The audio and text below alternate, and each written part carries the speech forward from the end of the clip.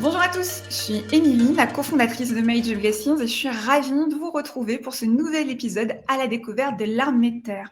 Alors d'abord, pour m'assurer que ça fonctionne, je vais vous inviter à utiliser le chat qui est en bas à droite et à m'adresser un petit bonjour.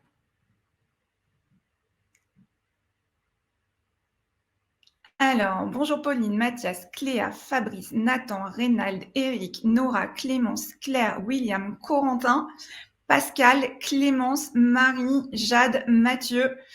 Waouh, vous êtes trop nombreux, je n'arrive pas à lire tous vos prénoms.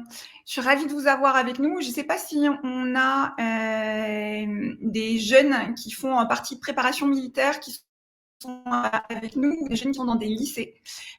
Si c'est le cas, n'hésitez pas à nous le dire. Ce sera l'occasion aussi de vous faire un petit coucou. Il y a Pierre-Louis qui me dit oui, donc il faut me donner plus d'infos, Pierre-Louis, pour que je puisse vous saluer, vous et toute la classe ou tout le lycée. Donc voilà. Donc, comme vous le savez, on va échanger pendant 1 heure avec le lieutenant-colonel Jean Michelin de l'armée de terre. Mais je dois vous rappeler comment ça marche. Donc, pendant les 30 premières minutes, c'est moi qui vais avoir la chance de poser des questions au lieutenant-colonel Jean Michelin. Et puis après, c'est vous, dans la deuxième partie, qui le ferez. Donc, pour que je puisse prendre vos questions, 3 règles. 1, vous mettez vos questions dans l'onglet questions, qui se trouve juste à côté de l'onglet chat. Donc, normalement, vous devrez le repérer. Quand vous posez votre question, vous précisez bien votre prénom, votre âge, la formation que vous suivez, de façon à ce que je puisse donner un peu de contexte et qu'on puisse répondre au mieux à votre question. Et puis, en 3, le point important, c'est que vous êtes trop nombreux ce soir, donc je ne pourrai pas prendre l'ensemble de vos questions. Du coup, ce que je vais vous demander, c'est d'aller voter pour les questions qui vous intéressent le plus. De cette manière-là, je serai sûre de prendre les questions qui ont le plus d'intérêt pour vous. Et puis, pour les autres questions, celles que je n'aurais pas pu prendre, je vous encouragerai à la fin à aller échanger avec les ambassadeurs de l'armée de terre pour finaliser les échanges avec eux et que vous ayez les réponses à vos questions. Donc, c'est hyper important d'aller voter pour les questions qui vous intéressent le plus, de façon à ce que je prenne les questions qui sont les plus votées. Ça m'aide à choisir. Et enfin, pour vous dire que si vous posez des questions hyper spécifiques liées à vos formations et à comment on rentre dans l'armée de terre, puisque c'est aussi un des sujets qu'on va aborder ce soir, il y a Inès qui est avec nous et qui répondra à toutes vos questions au recrutement. Donc, n'hésitez pas, vous avez le droit de poser des questions en recrutement. Inès sera là pour répondre par écrit et compléter les réponses du lieutenant-colonel Jean Michelin. Voilà, je crois que je vous ai donné toutes les règles du jeu. Donc, du coup, si ça vous va, ce que je vous propose, c'est d'inviter le lieutenant-colonel Jean Michelin à me rejoindre. Ça y est, je Est-ce que vous crois que c'est m'entendez arrivé. mieux? Bonjour, Oui, je vous colonel. entends mieux. Ravi de vous avoir avec nous ce soir. Comme je le disais, la coutume, c'est de commencer par ce qu'on appelle la carte d'identité de l'invité. Donc, je vous propose de vous poser quelques questions sur lesquelles il faut répondre de manière assez rapide. Et puis après, on rentrera de manière un peu plus longue sur votre parcours et sur ce qui vous a amené jusqu'à votre poste actuel. Alors, ma Sans première problème. question, c'est votre grade. Je suis lieutenant-colonel, Votre âge. 41 ans. Vous êtes originaire d'où? J'ai grandi un peu partout en France au gré du travail de mon père qui était dans la fonction publique. Mais je suis originaire de Bourgogne et de Lyon. Dans la fonction publique, mais pas dans les armées, hein, c'est bien ça? Non, pas dans les armées. Il n'y a pas de militaire dans ma famille. Je suis pas d'une longue lignée de soldats comme c'est parfois un peu caricaturé. Je suis une génération spontanée, on va dire. Et vous êtes dans l'armée de terre depuis quand? Je suis dans l'armée de terre depuis le 3 septembre 2001. Ah oui. Donc ça fera 22 ans à la rentrée là. Ce serait quoi, s'il y avait un meilleur souvenir à retirer de toute votre expérience dans l'armée de terre, ce serait lequel? Bon, c'est toujours très difficile de répondre à cette question. Dans mon cas, je pense que c'est, les 2 années que j'ai passées, à la tête d'une compagnie de combat d'infanterie de 2010 à 2012. Parce que le commandement, quand on est officier, dans l'armée de terre, c'est quand même généralement des temps forts, d'une carrière et c'est, le moment où on fait un peu la synthèse de tout ce qu'on fait par ailleurs. Donc ces 2 années et demie ont été une expérience, professionnelle et humaine, assez extraordinaire. Est-ce qu'il y a, de votre côté, quel serait le plus gros challenge auquel vous avez dû faire face? C'est pareil, c'est toujours un peu difficile de répondre à cette question. Dans mon cas, c'est, perdre des soldats au combat. Je comprends. Et ça, un livre ou un film qui vous a inspiré, pour devenir soldat et pour entrer dans l'armée de terre? Ou comment s'est fait, justement votre envie, de rejoindre l'armée de terre? Alors moi, c'était un monde qui m'attirait, mais auquel je ne connaissais rien et j'avais pas d'exemple ou de connaissances dans ma famille, pour m'en parler. Je me suis beaucoup nourri de livres, de films, de plein de trucs que j'allais chercher un peu trop sans trop savoir exactement où j'allais et puis il a fallu, 1 ou 2 rencontres décisives quand j'étais adolescent avec, notamment un camarade de classe, qui avait fait le choix de préparer les concours pour rentrer en lycée militaire, et du coup, ça m'a amené à me renseigner sur les lycées militaires, sur les grandes écoles d'officiers et en particulier Saint-Cyr et c'est comme ça que, en fait, il a fallu, que j'ai construit sur la base d'un certain nombre de rencontres et de gens qui m'ont conseillé, un projet professionnel qui correspondait aux aspirations qui étaient un peu brouillonnes dans ma tête. Parfait, et ce soir, vous serez peut-être la belle rencontre qui va, inspirer les centaines de jeunes qui sont connectés, justement pour leur donner envie de rentrer, dans l'armée de terre. Donc je vous propose de passer à la deuxième phase, qui est la phase justement où on rentre un petit peu plus dans votre carrière et dans votre parcours. Donc vous rentrez, lycée militaire, vous faites Saint-Cyr. Ouais, Comment ça se c'est ça. passe? Et qu'est-ce qui se passe à l'issue Et de j'ai fait Saint-Cyr? j'ai fait 3 ans au lycée, seconde, première, terminale. J'ai continué ensuite en classe préparatoire, Mmh. donc j'ai fait une prépa littéraire. J'ai passé ensuite le concours de Saint-Cyr que j'ai réussi et je suis rentré à Saint-Cyr. Donc la formation à Saint-Cyr dure 3 ans. Il y a aujourd'hui, enfin le modèle de formation a un peu changé, les experts pourront répondre. Il y a notamment des moyens de rentrer après un parcours universitaire. Et à la sortie de Saint-Cyr, on a un classement de sortie et on choisit une arme. Et une arme, c'est un peu l'acte de baptême dans l'armée de terre, puisque c'est globalement la communauté d'appartenance, la spécialité qui va nous suivre tout au long de notre carrière. Donc moi, j'ai choisi l'arme de l'infanterie. Mmh. L'infanterie, c'est l'arme qui combat à pied, en véhicule et à l'extérieur des véhicules, qu'on appelle chez nous l'arme des 300 derniers mètres, celle qui combat au corps à corps, les yeux dans les yeux, quoi. Donc c'est un système très centré sur l'humain parce que, on dit aussi souvent que l'infanterie dans nos armées très technologisées, c'est ce qui reste quand on n'a plus rien. Voilà. Donc j'ai choisi l'arme de l'infanterie et ensuite j'ai passé 1 an à l'école de l'infanterie, qui aujourd'hui est à Draguignan, qui à l'époque était à Montpellier, D'accord. pour apprendre mon premier métier qui était d'être chef de section à l'infanterie. Donc chef de section, vous m'avez dit quand on a, préparé, ce webinar, vous étiez tout jeune, vous sortiez de l'école, vous aviez quel âge? J'avais, 23 ans 23 ans, quand j'ai pris le commandement de ma section au 1er régiment de tirailleurs à Épinal, ouais. et vous aviez, 35 personnes. C'est ça, ouais, alors c'est toujours un peu fluctuant les effectifs dans les sections, en théorie ça doit être 37, en ce moment c'est 37, mais oui, c'est en gros une trentaine de soldats. OK. Dont certains qui étaient plus âgés que vous. Ouais, certains, une bonne partie même, j'avais fait la moyenne des âges, quand j'avais pris le commandement de ma section, j'avais une section d'anciens où j'étais assez en dessous de la moyenne d'âge, j'avais 9 ans de moins que mon sous-officier adjoint, Ah oui. qui était très surpris quand je lui ai dit mon âge, ouais. J'ai cru qu'il allait tomber de sa chaise.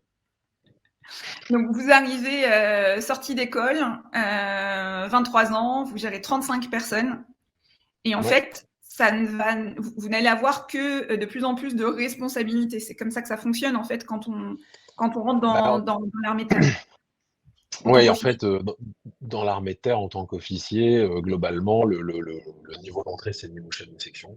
Donc c'est ça, c'est une trentaine de soldats. Donc j'ai fait ça pendant 3 ans. Ensuite, je suis Mmh passé mh. capitaine. J'étais officier adjoint dans une compagnie d'infanterie. Donc une compagnie, c'est 4 sections plus une petite section de commandement. Donc c'est 170 soldats. Donc j'ai été officier adjoint du capitaine qui commandait la compagnie pendant 2 ans. Et ensuite, j'ai commandé une compagnie moi-même pendant 2 ans et demi. à la tête de laquelle je suis parti 2 fois en opération. Et ça s'arrête pas puisque en fait, tout au long de sa carrière, on passe un certain nombre de concours et d'examens, pour, pouvoir continuer à monter en responsabilité, jusqu'à, l'étape qui m'attend, dans quelques semaines puisque je m'apprête à prendre le commandement d'un régiment d'infanterie, donc 1 200 soldats. Waouh, en effet. Alors si on revient, votre première expérience, vous gérez 35 personnes. Concrètement, c'est quoi, votre rôle? Comment ça se passe? Quel est le rôle, enfin, quel rôle vous avez vous et vos hommes en fait? Et qu'est-ce qui est attendu de vous? Et ben, le métier d'un chef dans l'infanterie, enfin dans l'armée de terre, c'est de fabriquer et d'entretenir de la puissance de combat.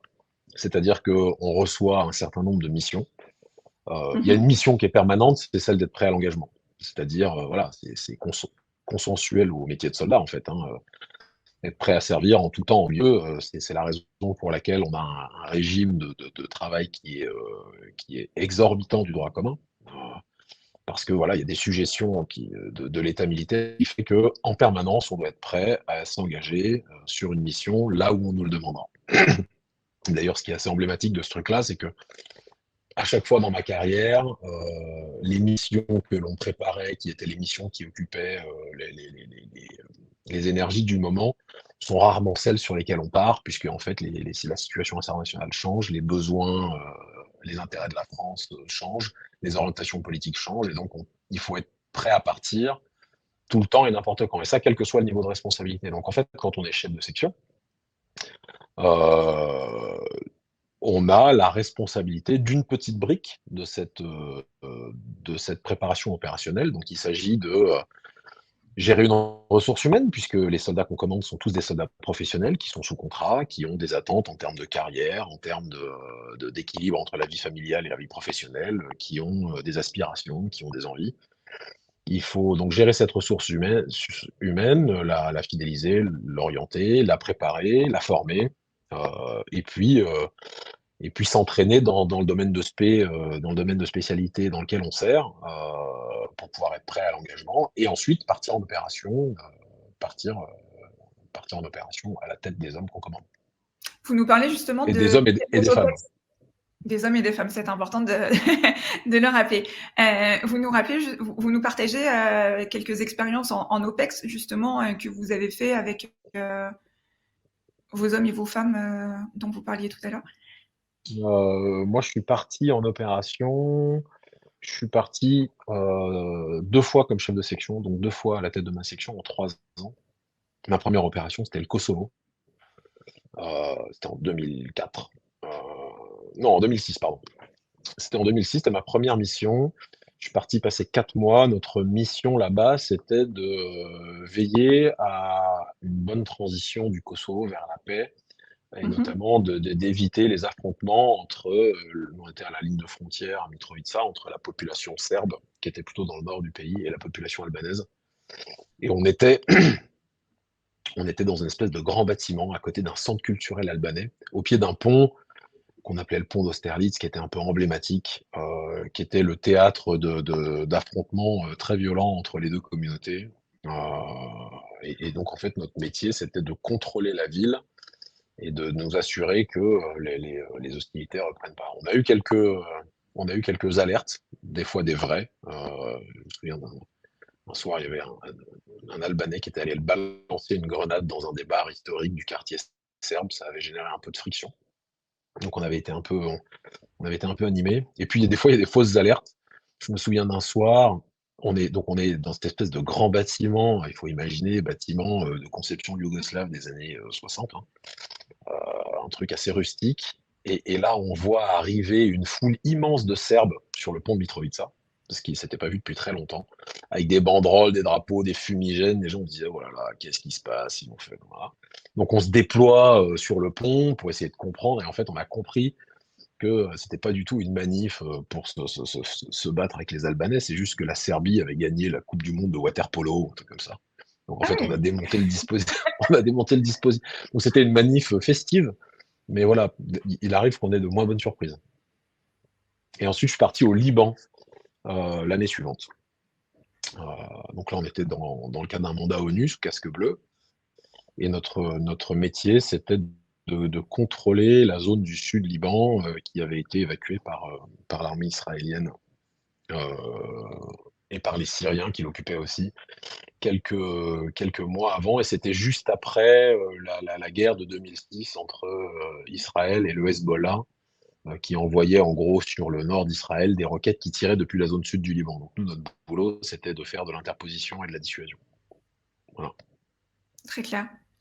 Après ces 3 ans à la tête de votre section, il se passe quoi pour vous? Et ben, je passe capitaine et je suis officier adjoint. Donc là, bah, mon boulot, c'est d'être, quand on passe beaucoup de temps à être adjoint dans l'armée. Mon boulot, c'est de mettre en musique et d'aider mon chef, qui est le mec de la compagnie, à remplir les missions qui lui sont confiées et à aider les chefs de section quand on est dans ce genre de fonction. C'est aussi un poste d'observation et de préparation, parce que généralement les officiers adjoints sont des gens qui se préparent à recevoir le commandement d'une compagnie. Donc ça permet d'affûter ses outils, de mieux comprendre l'horizon temporel. Quand vous passez de la gestion et du commandement de 35 soldats à 170, les attentes ne sont pas les mêmes, la charge de travail n'est pas la même, mais vous avez aussi davantage le relais pour vous appuyer, et notamment un officier adjoint. Donc voilà, l'officier adjoint, c'est celui qui élabore les emplois du temps, qui répartit les moyens, qui fait les interfaces avec l'état-major du régiment pour préparer les activités, les passages en camp de manœuvre, les départs en mission. Moi, l'un de mes gros chantiers quand j'étais officier adjoint, ça a été de conduire le déménagement de la compagnie, puisqu'en fait, le bataillon dans lequel je servais à l'époque, le 16e bataillon de chasseurs, était en Allemagne et on a déménagé pour aller s'installer de l'autre côté de la frontière en France. Donc ça a nécessité, et en fait, il faut imaginer, comme un déménagement normal, sauf qu'en plus, il y a, des smirborks entiers de matériel, de l'armement, qu'il faut voilà, il faut tout organiser, tout agencer. Donc ça, c'est un bon boulot d'officier adjoint. Ça Voilà. dure combien de Donc j'ai temps? fait ça pendant j'ai officier adjoint, j'ai fait ça pendant 2 ans. Pendant ces 2 années, j'ai aussi passé, 4 mois, à l'école de l'infanterie au cours des capitaines pour apprendre mon futur métier de commandant d'unité. Je vous disais on passe énormément de temps à se former dans l'armée, hein. En moyenne, un officier sur 30 ans, dans l'institution, il va passer, entre, 7 et 8 ans en école, en Ah, c'est comptant super. l'école de formation. Enfin, donc ça peut être, voilà. Donc il y a ça et puis j'ai fait aussi un petit passage à l'état-major du régiment, au bureau opération instruction, ce qui est assez rituel, ça permet de mieux comprendre comment fonctionne le niveau du dessus. Voilà, c'est pas toujours très exaltant comme travail parce que bah, voilà, on a envie d'être en compagnie avec les mecs, sur le terrain, faire les trucs de compagnie et puis, mais ça permet aussi de mieux comprendre quels sont les enjeux, les contraintes de l'échelon supérieur, comment ça fonctionne. À l'issue de tout ça, vous À avancez l'issue de tout encore? ça, on me confie le fanion donc je suis toujours capitaine, j'ai 28 ans et on me confie le commandement d'une compagnie. Voilà, Donc là, c'est combien d'hommes et de le femmes? la comp c'est 170 à peu près. 4 sections à 35-40, et une section commandement à une vingtaine. Le niveau de la compagnie, c'est le premier gros niveau de responsabilité parce que la compagnie, dans la manière dont l'armée de terre opère, c'est vraiment la brique de base, sur laquelle, on monte les opérations. C'est le niveau de c'est le niveau de détail auquel même les échelons, de commandement, les états-majors centraux, s'attachent en fait, donc très symboliquement, quand vous êtes capitaine, c'est la première fois de votre vie où vous êtes financièrement et pénalement responsable du matériel qui vous est confié, par exemple. Ah oui, sacrée responsabilité. Voilà. Et donc il y a, voilà, c'est la première fois dans votre vie où on vous confie des responsabilités disciplinaires. Donc en fait, on vous délègue une partie, qui est une prérogative de commandement, de la discipline et notamment la capacité de punir. Voilà. Très clair. Parce Est-ce que vous qu'il faites des il op faut pouvoir faire, ouais. non, allez-y, allez-y. Non, non, je suis parti 2 fois en opération à la tête de ma compagnie, j'ai eu cette chance. La première année en Guyane, pendant 4 mois pour lutter contre l'orpaillage clandestin. Donc on a passé 4 mois, pour vous figurer le truc, j'étais dans une petite ville qui s'appelle Maripasoula.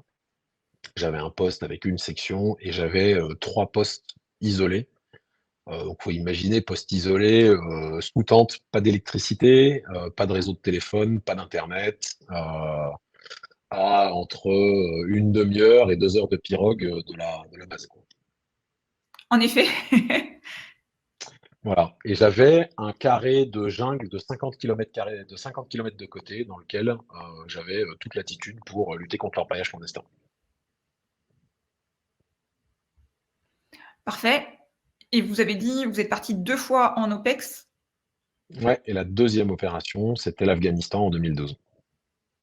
Voilà, en Capissa. Et là, ça dure combien de temps? Ça a duré 6 mois. 6 mois, et en fait, on a été le dernier, bataillon, français, en province de Capissa, où en fait, on a fermé les bases françaises de Capissa pendant un moment, et on a tout rapatrié, à Kaboul. Est-ce que peut-être pour les jeunes qui nous écoutent, vous pouvez nous expliquer la différence entre le temps où vous êtes en France et le temps où vous êtes en OPEX? C'est quoi les principales différences pour vous à la tête justement, c'est une question La qui peut grosse différence. désolée. Oui, allez-y, allez-y. Non, non, je disais, c'est une question qui est peut-être pas facile, je suis désolée, mais je pense que, dans votre métier, il y a en effet les 2 temps. Il y a le temps où on est, sur base, sur le territoire national, et puis il y a les temps où vous êtes, en OPEX. Donc du coup, c'est pour mieux expliquer justement, ces différences. La grosse différence, c'est que, en OPEX, quand vous êtes en France, globalement, vous avez des activités, vous partez sur le terrain, vous êtes très, sollicité, hein. Le En moyenne, dans un régiment d'infanterie, on passe, quasiment les 2 tiers de l'année dehors. Mais mine de rien, voilà, vous travaillez, la journée, et puis le soir, ben, vous rentrez chez vous, vous pouvez partir en week-end, vous pouvez être en vacances. Quand vous êtes en mission, c'est, 7 jours sur 7, 24 heures sur 24. Donc ça peut être, souvent dans des conditions, d'installation qui sont, assez rustiques, hein. Moi, j'étais au Mali l'année dernière, on était dans une petite base qui s'appelait Gossi, et là-bas, par exemple, il y avait pas de cantine. C'est-à-dire que, chaque groupe, chaque tente, se faisait à manger avec, donc on avait des rations qu'on complétait avec des vivres qu'on recevait, par voie logistique. Mais voilà, il fallait s'occuper de ça, donc en fait, c'est des charges en plus qui font que, et c'est aussi pour ça que c'est important, l'attention à la ressource humaine. S Comme ça s'arrête jamais, la responsabilité du chef est décuplée, puisque en fait, c'est à lui de veiller aux grands équilibres.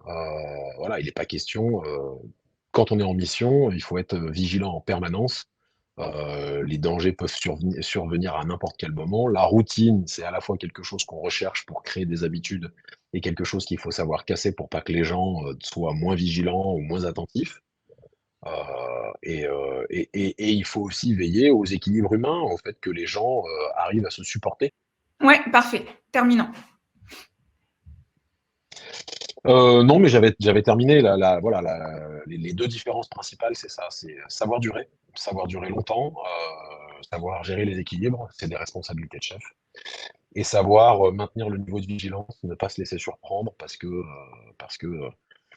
on a coutume de dire que la mission n'est pas finie tant que tout le monde n'est pas rentré et que le matériel n'est pas briqué et réintégré.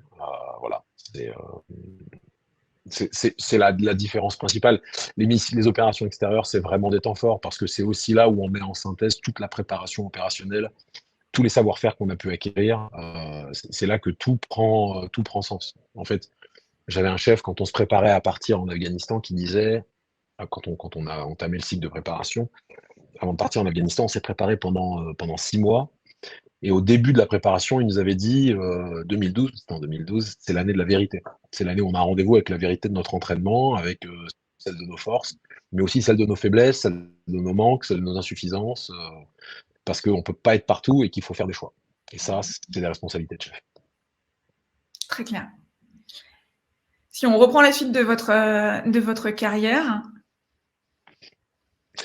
Alors après le temps de commandement d'une compagnie que j'ai achevé en rentrant d'Afghanistan au mois de novembre, j'ai été affecté en état-major, dans l'état-major de l'OTAN à Lille, où là, donc c'est un état-major de corps d'armée. Alors un corps d'armée, pour vous situer dans les briques, vous avez la section de la compagnie, le régiment. Au-dessus de la régiment, vous avez une brigade. Au-dessus d'une brigade, vous avez une division. Et un corps d'armée, c'est plusieurs divisions. Donc c'est un état-major qui est taillé pour commander des masses qui peuvent aller jusqu'à 50-60 000 hommes. Donc ça s'improvise pas. Et donc mon boulot, c'était de faire, de participer à faire tourner cette affaire-là. Je m'occupais notamment de la coordination des activités et du rythme de fonctionnement de l'état-major quand on était en exercice. Et c'est à ce moment-là que je suis retourné sur les bancs de l'école, passé mon diplôme d'état-major pour apprendre à être un officier d'état-major. En fait, il y a des processus, il y a des règles, il y a des modes de fonctionnement qu'il faut acquérir. Et j'ai aussi préparé le concours de l'école de guerre. Alors, Voilà. concours de l'école de guerre que vous avez fait à l'étranger. Vous êtes parti aux Ouais, alors, États-Unis dans ce cadre-là. ça, c'est encore après. L'école de guerre, le concours de l'école de guerre, il permet, donc c'est un concours, donc c'est pas un examen.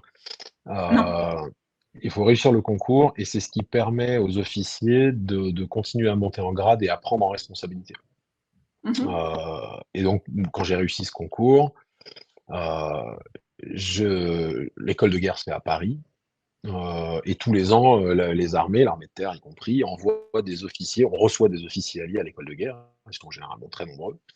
Et les armées envoient des officiers en échange dans les écoles des grands alliés, aux États-Unis, en Italie, en Espagne, etc. Et donc, moi, je suis parti passer un an à l'école de guerre américaine à Fort Leavenworth, dans le Kansas.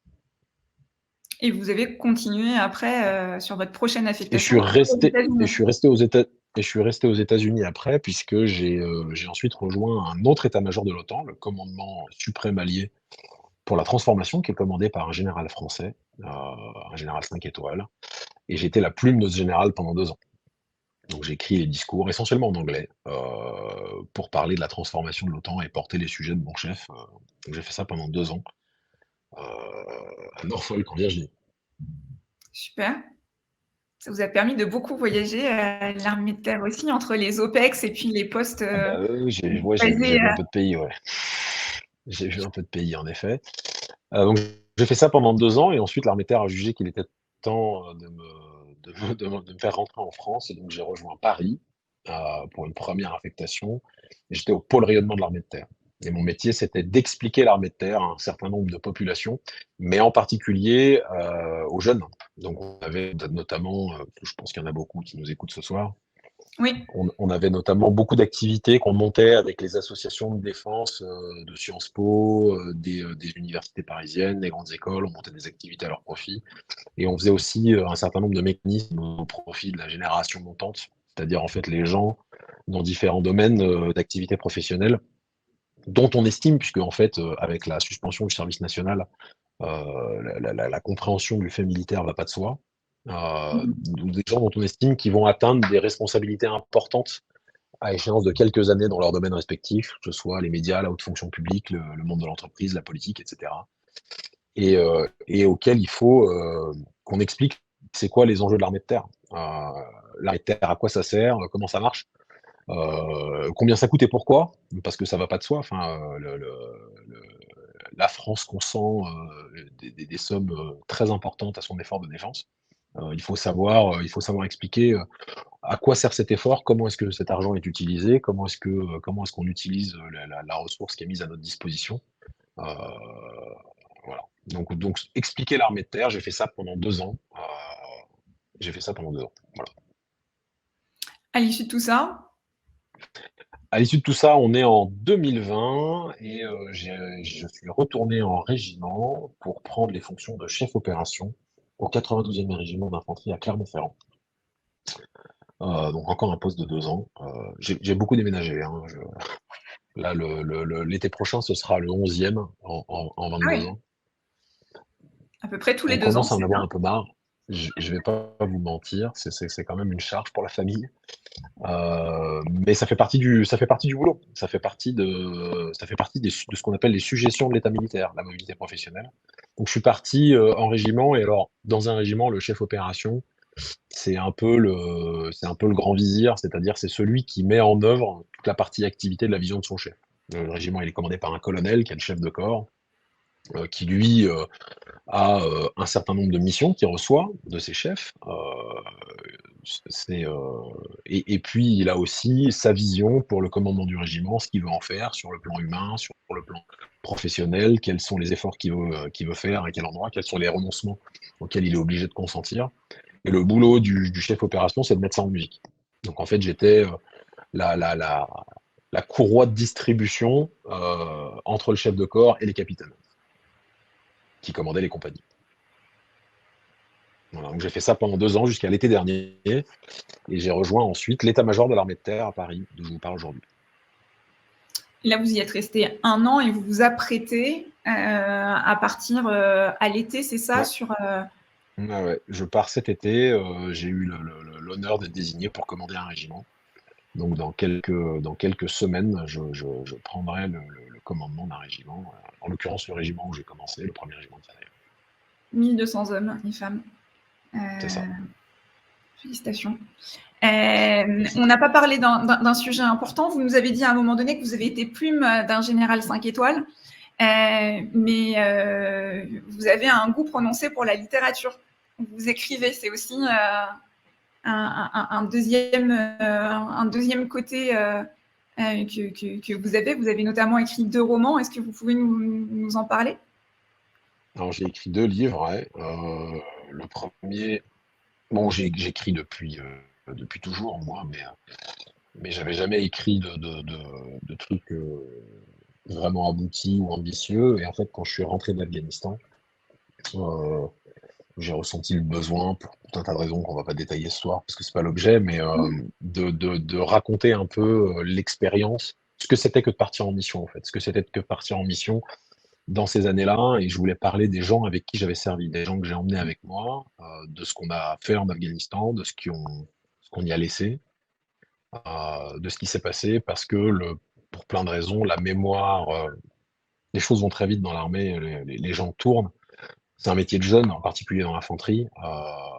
Je voulais pas que cette mémoire-là se perde. Donc j'ai écrit un premier récit qui s'appelait Jonquille, qui est sorti en 2017 chez Gallimard, où je raconte cette mission sous la forme d'une galerie de portraits. Donc ça, c'est un récit. Et ensuite, parce que rentrer de mission, ça, c'est aussi une aventure sur laquelle les sujets sont souvent plus intimes, plus personnels, et sur lesquels je ne voulais pas forcément exposer ma famille et parler de mon cas qui était à mon avis trop limité. Donc j'ai Mhm. écrit un roman pour parler de ces sujets-là qui s'appelle Ceux qui restent et qui est sorti effectivement l'été dernier chez Louise Armesson. Donc oui, la littérature, c'est un structurant chez moi, mais en fait, les militaires écrivent depuis toujours. Les militaires qui écrivent, ça existe depuis Jules César, je le dis souvent. Ils écrivent sur des tas de sujets. D'ailleurs, le week-end prochain, il y a le salon du livre de Paris. Mhm. Si les gens y vont, si les Parisiens y vont, vous seriez surpris en vous rendant sur le stand du ministère des Armées de la diversité des profils. Il y a des gens qui écrivent des tas de choses. Et si moi j'ai le temps et si j'y arrive, j'aimerais beaucoup continuer à écrire sur autre chose que sur l'armée, parce que ça m'intéresse énormément. Et parce que le service de la France n'interdit pas de porter de l'attention à sa famille, à ses proches, et de cultiver des passions.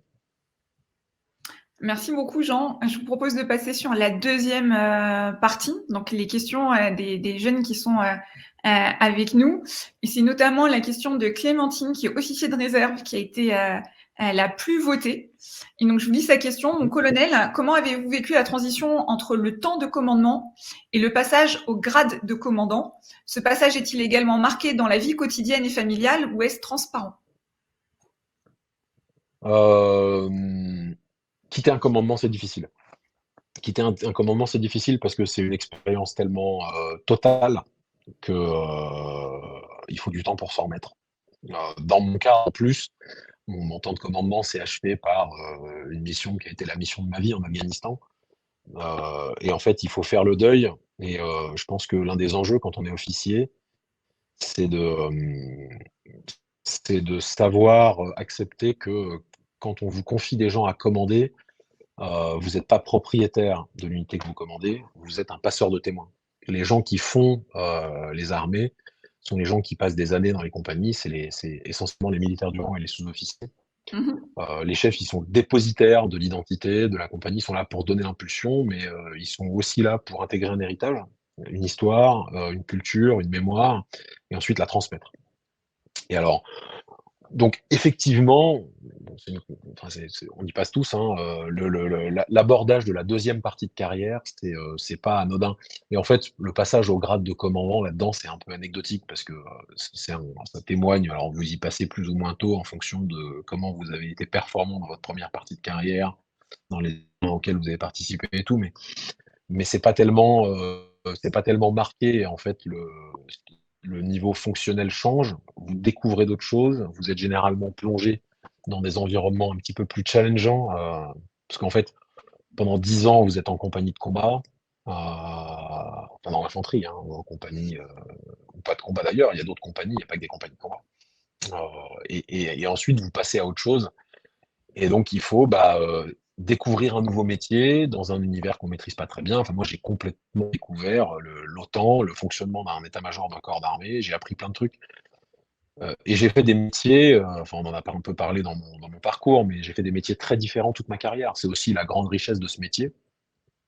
C'est pas toujours très reposant parce qu'il faut, enfin voilà, hein, faut accepter de prendre la marée à chaque nouveau poste. Et ma femme me le dit souvent en rigolant. Elle me dit: «À chaque fois que tu changes de boulot, tu passes les 6 premiers mois à dire que tu as jamais autant bossé, que tu vas pas y arriver, et puis après, en fait, on y arrive.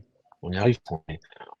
On est formé et programmé et entraîné pour ça. Mais ouais, ce passage-là en particulier, la sortie de temps de commandement, moi je me suis, beaucoup appuyé. D'abord, c'est le moment où j'ai rédigé mon 1er livre. Mmh. Ça m'a aussi aidé à faire le deuil de l'expérience, et à accepter le fait que je serai plus jamais capitaine, qui est quand même l'un des métiers les plus merveilleux du monde. Et puis j'avais aussi le concours de l'école de guerre à passer. Donc en fait, très vite, la carrière militaire vous place dans une position de léger déséquilibre avant qui évite de trop se lamenter. Alors justement, beaucoup de questions autour de tout ça. On a, Julien qui a 27 ans, qui est responsable commercial dans une propriété viticole, qui nous dit qu'il est actuellement en attente de la commission de juin pour intégrer l'EMAC.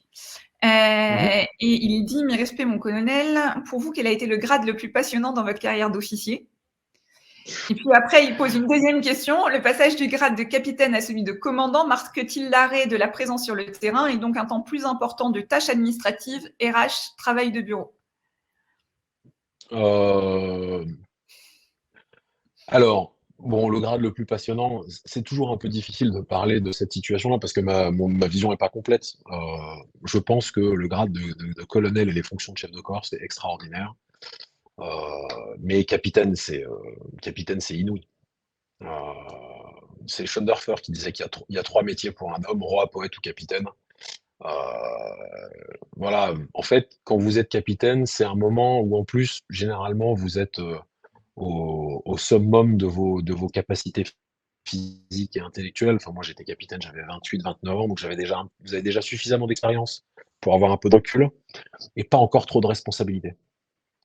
Parce qu'ensuite, plus on monte en grade, plus le poids des responsabilités est lourd, plus les décisions qu'on prend, engagent le gabarit, et en fait, plus on est observé, voilà. Quand on est capitaine, on a encore l'excuse de la jeunesse. Quant à la présence sur le terrain, heu, c'est pas si vrai que ça, en fait. Ça dépend d'abord de ce que vous faites, ça dépend de la spécialité dans laquelle vous servez. Moi, j'aurais tendance à dire que le travail administratif, il y en a toujours bien assez. Parce qu'en fait, même quand on est lieutenant, il faut quand même faire des notations, il faut quand même faire des emplois du temps, il faut quand même faire des fiches de séance, il faut quand même monter des exercices, il faut quand même s'occuper de la sécurité, donc il y a plein de trucs à faire. Heu, En fait, la notion d'être sur le terrain, c'est très fantasmé. Oui, c'est sûr, que j'ai globalement passé moins de nuits dehors, comme lieutenant-colonel que comme lieutenant, mais j'en ai quand même passé un certain nombre dehors. Enfin voilà, hein, on a fait des exercices où on était en vadrouille, pendant 15 jours, dans la pampa, tout grade confondu. C'est pas mutuellement exclusif. Et puis, très honnêtement, quand on regarde aussi ça avec, la ruse du vieux sage, il y a un âge pour tout. Voilà. Heu et c'est sûr que c'est plus facile, d'avoir une vie d'aventure, et d'aller, courir les collines sur le camp de Mourmelon au mois de décembre quand on a 25 ans, que quand on en a 40 et qu'on commence à avoir les genoux qui grincent. Voilà. Mais c'est un état d'esprit après. Voilà. En tout cas, le terrain, on trouve toujours qu'on n'y va pas assez, sauf quand on trouve qu'on y va trop. Donc finalement, les choses s'équilibrent à l'échelle d'une carrière. Oui, une question de Fanny, qui est étudiante en première année d'école d'ingénieur à l'INSA et qui demande quelles sont les qualités à avoir et les choses à avoir en tête afin de devenir officier dans l'armée. J'en vois deux. Euh, J'en vois deux. Il y a deux trucs essentiels.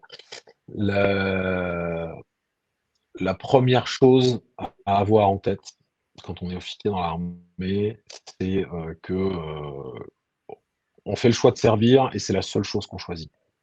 En fait, on s'appartient plus vraiment après. Une fois que vous avez fait le choix de servir, vous choisissez, en fonction de votre classement, vous choisissez l'arme dans laquelle vous allez servir, votre premier régiment, mais c'est tout. Vous choisissez ni les gens avec lesquels vous combattrez, ni les gens avec lesquels vous travaillerez. Vous choisirez pas toujours vos affectations. Vous choisirez rarement le job qu'on vous confie. Vous choisissez jamais vos missions et vous choisissez jamais vos chefs. Donc il faut l'accepter, voilà, c'est un choix, ce renoncement à une partie du libre arbitre, ça fait partie de c'est ce qui rend en fait la charge, du métier militaire, moralement acceptable, puisque la responsabilité du militaire, sa vraie spécificité, c'est pas de risquer sa vie pour son pays, c'est d'éventuellement pouvoir tuer pour son pays. Donc il faut, voilà, il faut avoir en tête cette abnégation, c'est que en fait, quand on est chef, on s'appartient plus vraiment. Et ça, c'est vrai tout le temps. C'est un choix qu'il faut savoir assumer.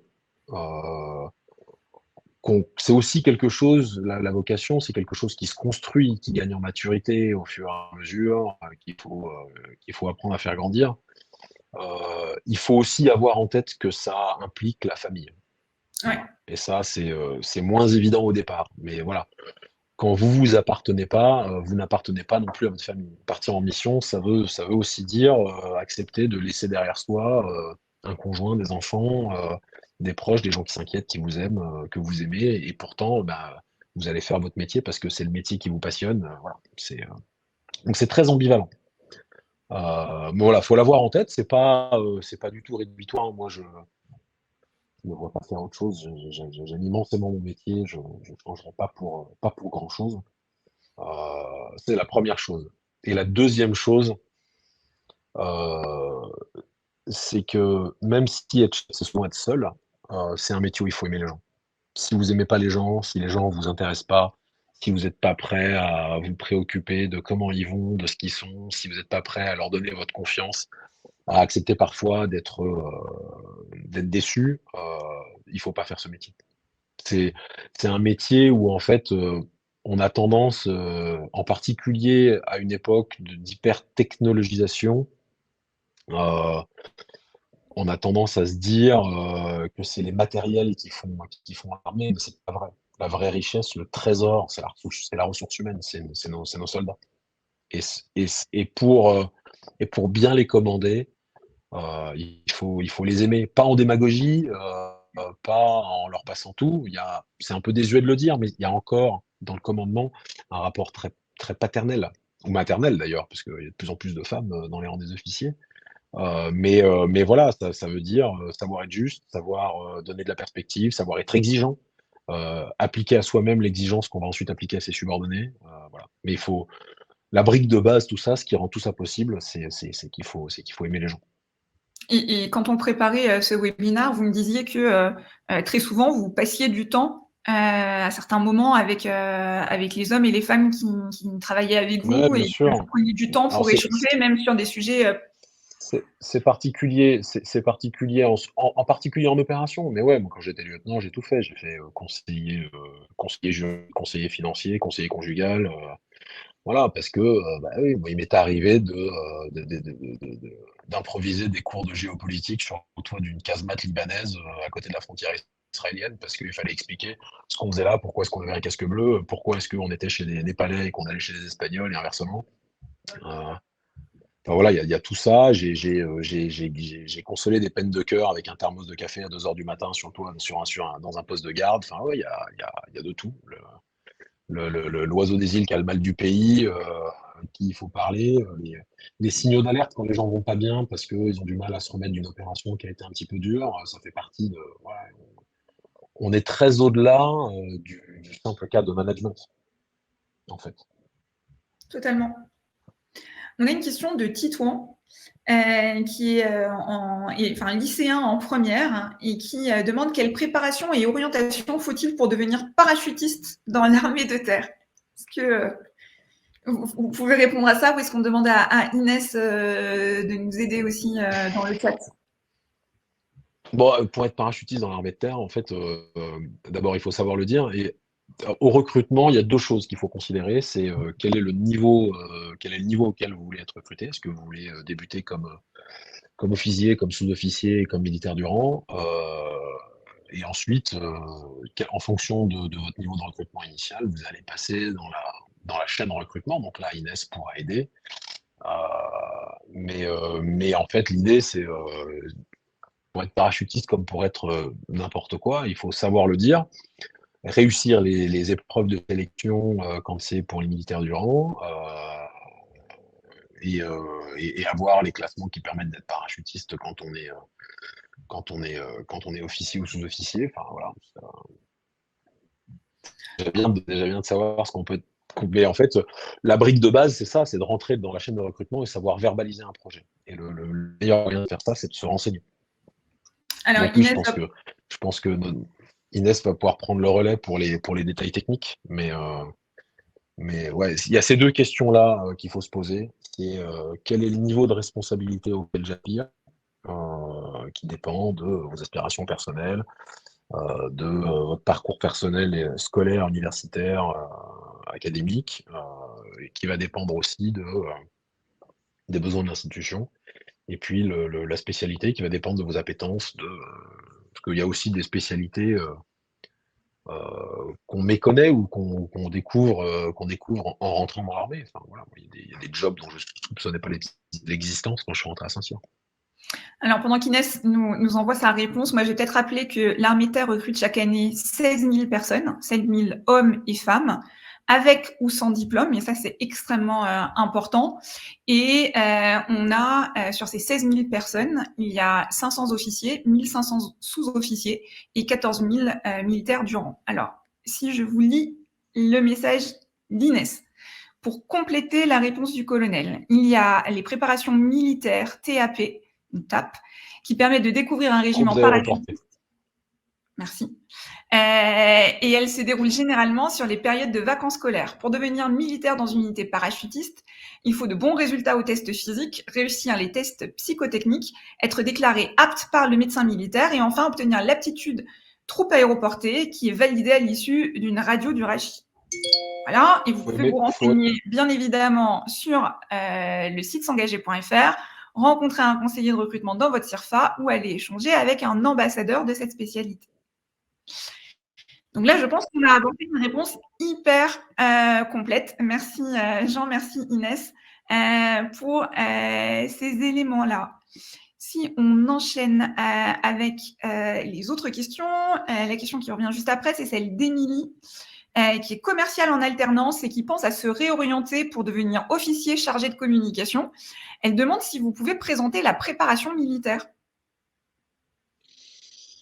La préparation militaire, je pense que ça, c'est une bonne question pour Inès aussi. Ouais, quand on ne sait pas trop quoi faire, il y a une préparation militaire qui est, à mon avis, assez adaptée pour les fonctions d'encadrement. C'est la préparation militaire supérieure, qui permet en gros de découvrir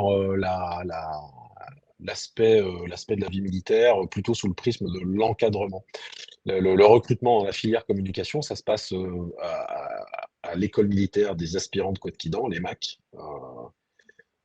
Et c'est une formation d'officier de sous-contrat spécialiste qui doit durer de mémoire 4 ou 6 mois avec une spécialisation à l'issue. Ça, pour le coup, c'est une filière, c'est assez bien téléguidé. Le meilleur moyen d'en savoir plus, c'est vraisemblablement d'aller se renseigner dans son CIRFA de proximité.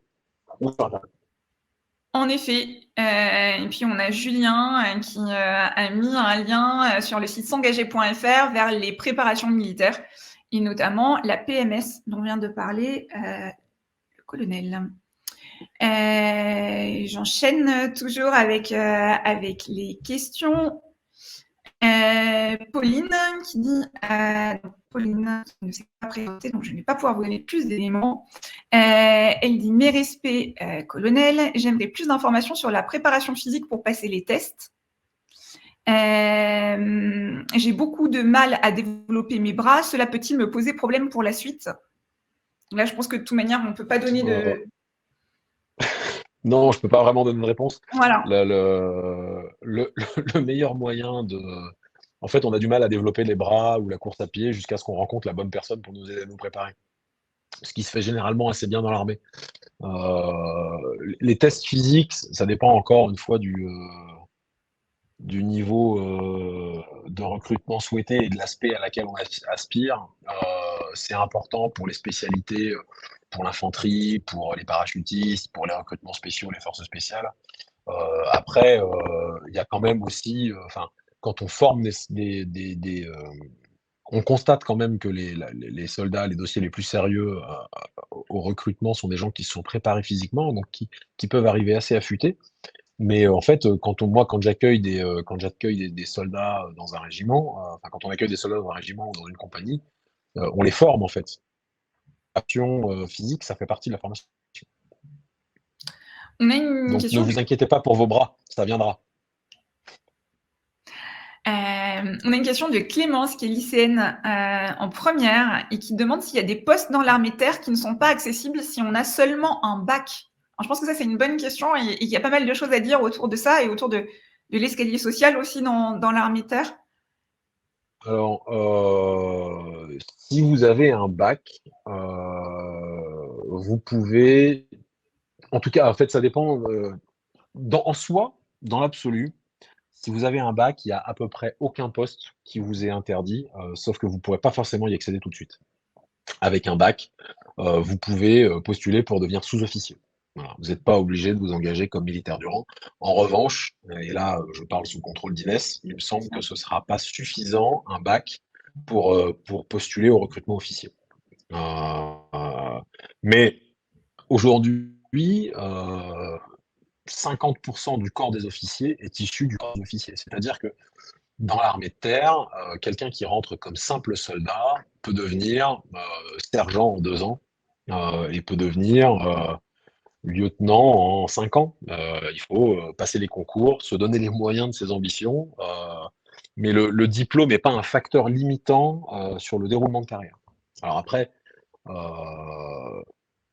ce serait quand même très compliqué d'imaginer un parcours où quelqu'un commence comme soldat de 2e classe et finit chef d'état-major des armées, puisque en fait une carrière se déroule globalement sur un temps défini et que au bout d'un certain l'âge compte, l'âge au recrutement. Mais non, il n'y a absolument rien qui vous interdit de postuler au recrutement militaire du rang sous-officier avec un bac. Et ensuite de passer les concours pour devenir officier. Parce qu'en fait, vous pouvez devenir officier aussi directement en étant militaire du rang, en passant le concours de l'école militaire interarmes notamment. Et c'est ça qui est super dans l'armée de terre et dans les armées en général, c'est en effet cet escalier social et cette possibilité d'être directement formé au sein de l'institution et de pouvoir évoluer, peu importe en fait finalement quel a été le processus de recrutement au départ et quel était le diplôme ou non diplôme qu'on avait au moment où on est rentré. Alors, il y a plein de personnes qui mettent des questions dans le chat. Je suis vraiment désolée, je suis obligée de prendre les questions qui sont les plus votées. Donc, du coup, c'est des questions qui sont dans les questions. Et ce sera peut-être la dernière, une question de Guillaume, qui est ravi de rentrer à l'EMAC en septembre et qui a 24 ans, et qui demande s'il est facile de publier des ouvrages dans la Grande Muette. Et est-ce qu'il y a... comment se passe la censure, nous dit-il, dans ce cas? Vous aviez l'air de dire que c'était pas compliqué, que Il y a pas justement, de si on y allait la semaine prochaine au Salon du Livre, on verrait qu'il y a plein de... c'est plus difficile de se faire publier, indépendamment de ce qu'on fait à côté, que d'écrire un livre quand on est éditeur. Moi, quand j'ai écrit Jonquille, je l'ai fait relire à quelques copains et à un ancien chef, mais j'ai demandé d'autorisation à personne en fait. Pendant très longtemps, un militaire qui voulait publier quelque chose sous son vrai nom était obligé de solliciter l'autorisation du cabinet du ministre. C'est plus vrai du tout aujourd'hui. Et c'est plus vrai depuis la refonte du statut général des militaires, de mémoire c'est 2005. J'ai plus date en tête, mais enfin, on s'en fiche, c'est anecdotique. La question c'est, vous avez le droit d'écrire, et vous avez le droit d'écrire sur ce qu'il vous plaît, mais il faut faire preuve d'intelligence de situation. Voilà. Moi, quand j'ai écrit Jonquille, j'ai pas eu besoin de demander d'autorisation parce que je ne dévoilais pas de secret sur les opérations. J'écrivais sur une opération qui était HP. Je m'étais bordé avec les gens dont je parlais dans le livre. Je leur avais demandé l'autorisation d'utiliser leur prénom. Et je parlais à mon niveau. C'est une règle de base dans l'armée, c'est qu'on parle toujours de ce qu'on connaît. C'est-à-dire que moi, quand j'étais capitaine en Afghanistan, mon boulot, c'était pas d'avoir des avis définitifs et tranchés sur la stratégie militaire de l'Alliance Atlantique en Afghanistan. En revanche, je suis tout à fait légitime pour dire ce que j'ai fait comme capitaine, quel est le sens que j'y mettais. Donc oui, vous pouvez écrire. Enfin, je suis assez emblématique là-dedans puisque j'ai beaucoup écrit et que je n'ai jamais demandé l'autorisation d'écrire à qui que ce soit. Voilà. Après, il faut assumer, c'est comme tout. Assumer, ça consiste pas juste à se dire j'assume, c'est est-ce que je suis prêt à assumer les conséquences de ce que je suis en train d'écrire et de ce que je m'apprête à publier. Voilà. Donc ça, c'est une question d'intelligence de situation, de bonne compréhension du cadre réglementaire dans lequel s'inscrit le statut général des militaires, qui est du droit de réserve. Je ne pourrais pas écrire aujourd'hui de pamphlets politiques. S'il y a des gens qui me suivent sur les réseaux sociaux, ils verront que globalement, je me tiens à l'écart de tout ce qui sont des sujets qui sont incompatibles avec mon état de militaire. Mais ça n'empêche pas d'avoir des histoires à raconter, de les raconter et de prendre la liberté de les raconter. En tout cas, moi, ça ne m'a jamais empêché. Merci infiniment, Jean, pour cette heure passée ensemble. Si moi, je dois retenir 3 choses, vous pourrez compléter si j'ai oublié de votre parcours et de ce qu'on a discuté ensemble depuis le début de l'heure. C'est que être officier dans l'armée de terre, c'est énormément de responsabilités dès un très jeune âge. Vous avez commencé à 23 ans, vous gériez 35 hommes et femmes.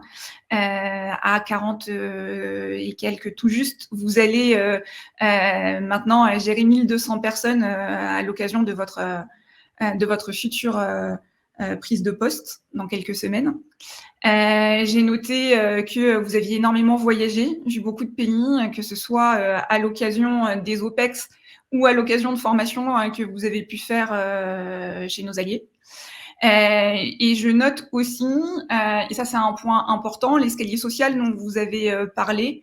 On rentre dans l'armée de terre en étant ou pas diplômé, en étant formé pour le métier qu'on fait, et vous avez dit que vous aviez fait plein de métiers différents et que vous avez été formé à différents moments.